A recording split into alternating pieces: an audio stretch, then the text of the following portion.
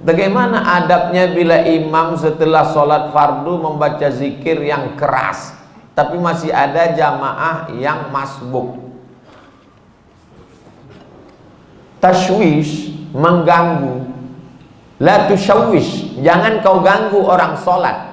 Yang dimaksud dengan kalimat mengganggu itu adalah bacaan selain zikir. Ada orang sholat, Allahu Akbar, tiba-tiba dia di samping nyanyi. Itu namanya mengganggu. Tapi kalau ada orang sholat, yang lain yang sebelah subhanallah, subhanallah, subhanallah, apakah terganggu? Tidak. Yang terganggu dengan subhanallah itu setan. Kenapa? Karena bacaan zikir dengan sholat isinya sama. Aqimis sholata li zikri, dirikanlah sholat untuk zikir mengingat aku. Orang yang berzikir sama circle-nya, sama signalnya. Orang yang berzikir mengingat Allah, orang yang sholat mengingat Allah. Orang yang sama-sama mengingat Allah tidak saling mengganggu dan tidak saling terganggu. Jadi kalau ada orang sholat, orang sebelah itu berzikir, tapi zikirnya mengganggu, dua kemungkinan. Yang sholat itu setan atau yang berzikir itu setan. Dia udah tahu bahwa zikir itu tidak terlalu kuat, tidak terlalu pelan. Subhanallah, subhanallah. Udah tahu ada orang sholat, kuat-kuat matanya ke situ lah. Subhanallah, subhan. Ini setan. Ini setan yang sedang berzikir. Pak Ustadz, zikir setelah selesai sholat itu kan zikirnya sir. Itu menurut mazhab Syafi'i. Zikirnya jahar, mazhab muridnya Imam Syafi'i, namanya Hambali, Imam Ahmad bin Hambal.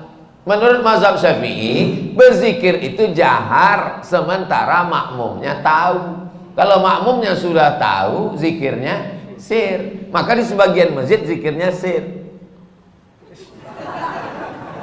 Pas imam ditanya, Pak Imam zikirnya kok enggak jahar? Makmumnya udah tahu. Ustaz Somad kalau jadi imam bacanya, saya kalau jadi imam zikir saya jahar. Kenapa Ustaz enggak baca sir? Karena makmum saya ada 3 orang enggak tahu. Yang pertama anak kecil, dia enggak tahu. Yang kedua mu'alaf baru masuk Islam. Yang ketiga orang tua, udah tahu cuman lupa. Maka mereka dikasih tahu. Anak-anak ini pulang ke rumah, nanti ditanya sama emaknya, nah zikir di masjid tadi apa? Tapi kalau saya zikir kuat, dia tahu subhanallah, subhanallah, tapi tidak terlalu kuat. Nggak mungkin juga orang di masjid zikir sampai subhanallah, subhanallah. Kau zikir apa ngamuk?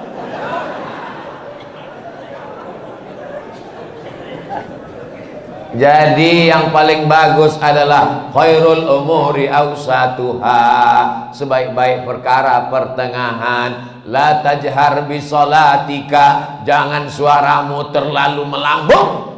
Wala tukhafit biha, jangan pula terlalu tersembunyi. Wabtaghi baina dzalika sabila, carilah jalan tengah. Subhanallah, subhanallah, subhanallah. Ustaz Somad ngomong katanya bersuara jangan terlalu melambung tinggi. Ustaz sendiri kalau ngomong tinggi, saya biasa aja, sound systemnya bagus.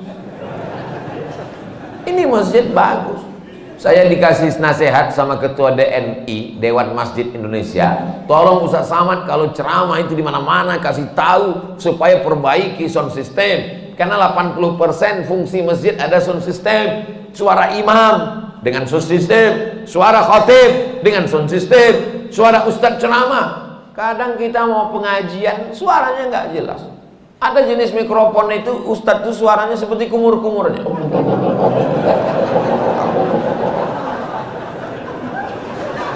Tapi di masjid Darul Hamid, Baitul Hamid, bait rumah, Hamid rumah orang yang memuji Allah, rumah yang terpuji. Masya Allah, tenang, sound systemnya mantap, cuman agak panas saja dikit.